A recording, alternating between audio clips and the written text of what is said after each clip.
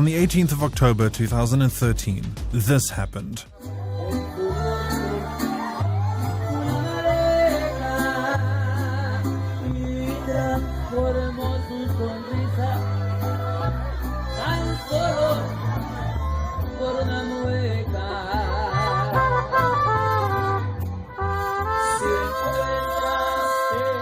Can you see it? Him, the clown. In the next few seconds, this clown would assassinate Francisco Rafael Arellano Felix, the leader of the notorious Tijuana cartel and one of Mexico's most dangerous men at the time, in front of everyone present at his 63rd birthday party. Today, we know the clown assassin was Jose Rodrigo Arechiga Gamboa, Sinaloa cartel's highest-ranking hitman, better known as El Chino Antrax. And today, I'll be telling you his story. Shady beginnings. Jose Rodrigo Arechiga Gamboa had a surprisingly normal and privileged upbringing. He was born on the 15th of June in the city of Culiacan, the very heart of the state of Sinaloa, Mexico.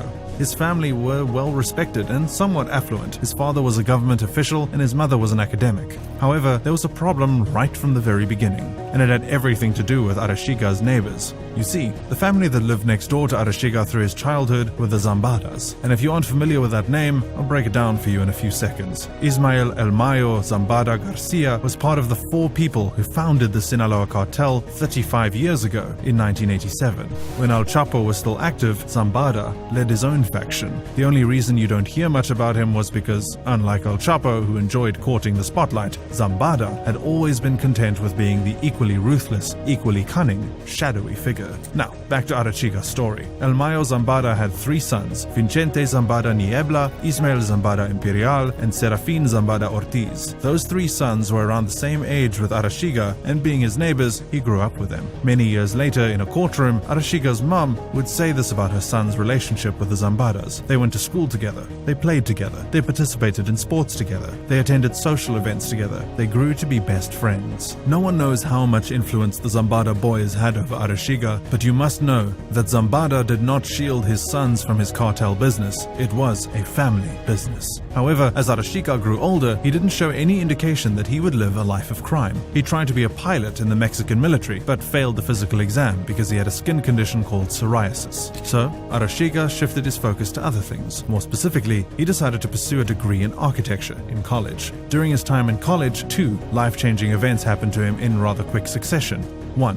He had a daughter, and 2, he got married. These new responsibilities forced him to drop out of school, and this is when things take a dramatic turn for the worse. A new chapter. Life as a father, husband, and provider proved to be incredibly difficult for Arechiga, and when it became unbearable, he turned to his childhood friends, the Zambada brothers, for help. One of the brothers, Vicente Zambada, also known as El Vicentillo, chose to help Arechiga the only way he could, by introducing him to cartel business. Arechiga was first tasked with small and harmless errands, like driving shipments and supervising goods to their destinations. And when he did these tasks perfectly, El Vicentillo introduced him to the drug trade. It was during this time that Arechiga's creativity entered the spotlight. He came up with an ingenious method of getting shipments of cocaine and marijuana across the border without getting caught. His plan involved creating a network of legitimate businesses that required shipments to America from Mexico. Then, he would set up several legitimate trucking companies that delivered those shipments. This way, he could legally get the trucks across because they had the proper paperwork, and the Border Patrol would have no idea that tons and tons of drugs were hidden in each truck. In no time, Arechiga became a big-time player within the Sinaloa cartel and caught the attention of El Vicentillo's father, the senior Zambada, El Mayo, who began to take a liking to him. Somewhere, sometime around this point, something snapped within Arechiga, or maybe it had always been there, because this was when he began to exhibit an unquenchable thirst for blood. He voluntarily engaged in the more grisly parts of the cartel trade.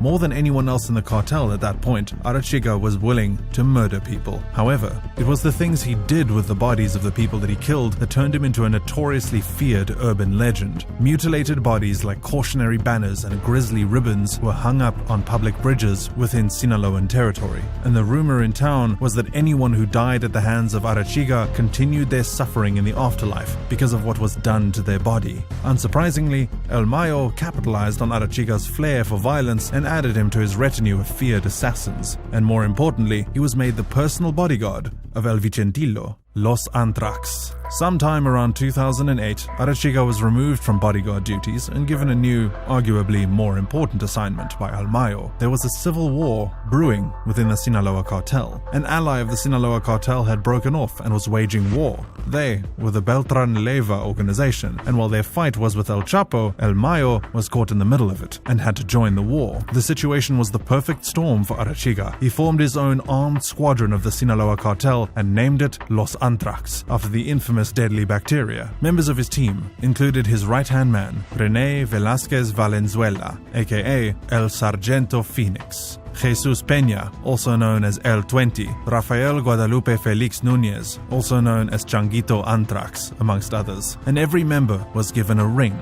As the head of this hit squad, Arechiga would come to be known as El Chino Antrax, which translated to the Chinese anthrax. They had two jobs. One was the protection of Almayo Zambada, and the second was war on anyone who dared to cross their paths. For Arechiga and his hit squad, that was practically anybody. Los Antrax wreaked havoc on Sinaloa over a 5-year period of unending violence, and Arechiga turned into an unrecognizable monster. Every time they clashed with the Beltran Leyva, it was a bloodbath, with casualties on both sides, including civilians. Meanwhile, the Mexican army joined the party and tried to take both factions down. After a while, rival cartel members got fed up, and they began taking out members of the Los Antrax. Even the Mexican military joined the party. Meanwhile, Arechiga began to take an unhealthy liking to the spotlight. As Arechiga's gang suffered hit after hit, his leadership began to look shaky in the eyes of Almayo. On the 1st of November 2011, Los Antrax suffered one of its biggest blows when a fellow leader of the squad, Francisco Archirubio, whom everyone knew as Pancho, was killed during an indoor soccer game in Culiacan by rival gangsters of Los Mazatlecos, the enforcer arm of the Beltran Leyva organization. The reprisal violence that followed shook different cities in Sinaloa for months to come. Bodies hung from the bridges, civilians shot dead on playgrounds. There was violence everywhere. Meanwhile, as Arechiga took out revenge on his enemies, he also picked up another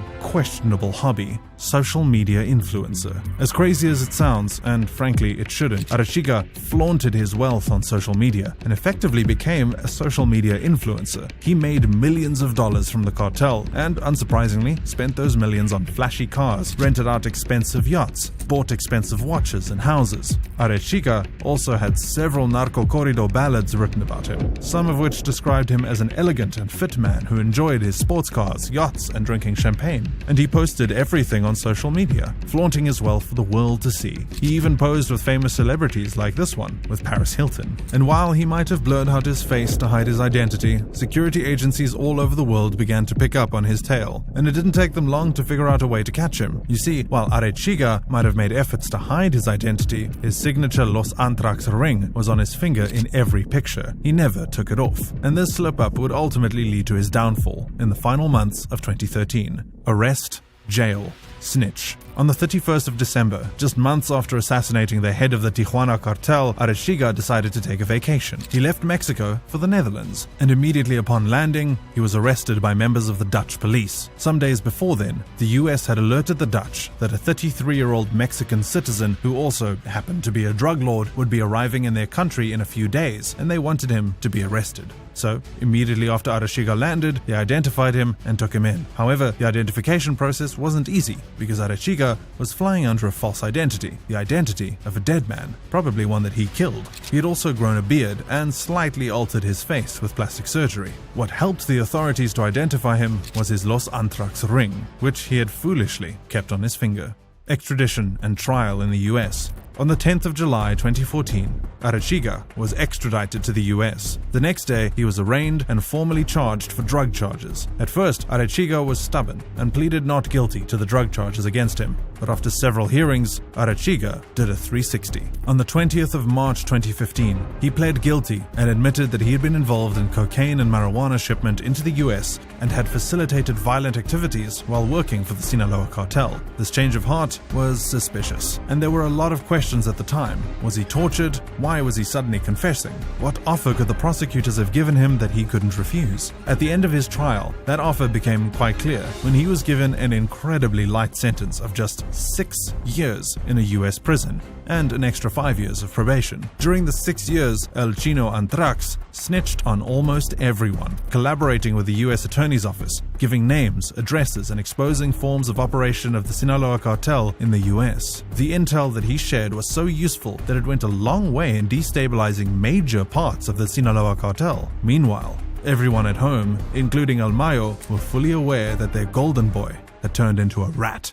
The ultimate end. On the 3rd of March 2020, Arechiga was released on parole and placed under house arrest in the US for obvious reasons. The terms of his parole limited him to a radius of 500 meters from his house in California. However, a few months after, in May, he escaped his parole and returned to Culiacan to live with his sister and her husband. Unsurprisingly, 10 days later, on the night of May 14, 2020, Arechiga, his sister, and her husband were in the house when all of a sudden, masked gunmen invaded the property and began shooting at them. Arechiga responded with gunfire, but he eventually ran out of ammo and they were all taken hostage. The following morning, the body of Arechiga, along with his sister and her husband, were discovered in a black SUV, wrapped in cloth with their heads covered in plastic bags. They had all been tortured and shot dead. There was a lot of speculation about who could have ordered this attack on El Chino. Some say it was probably members of the Tijuana cartel taking revenge on him for his assassination of their boss. Others point fingers at remnant members of the Beltran Leyva, an organization that had already been disbanded by the Mexican military. However, and whoever it was, the attack happened deep in Sinaloa territory, and there is no way anyone could have launched such an attack without El Mayo or the senior members of the cartel knowing. And in the months after the attack, when there were no reprisals, reaction, or revenge for the assassination of one of their former top sicarios, it became clear El Mayo must have been the one who ordered the killing, and if he didn't, he definitely allowed it. To them, El Chino Antrax was a traitor who had sold them out, and in any world, business or crime, that is unforgivable. So, why did Arechiga leave the safety of his probation in the US to return to Sinaloa, where he should have known he wasn't wanted? Did he really think everything he had done would be so easily forgiven? Who assured his safety upon his return? Or was El Chino Antrax just that dumb?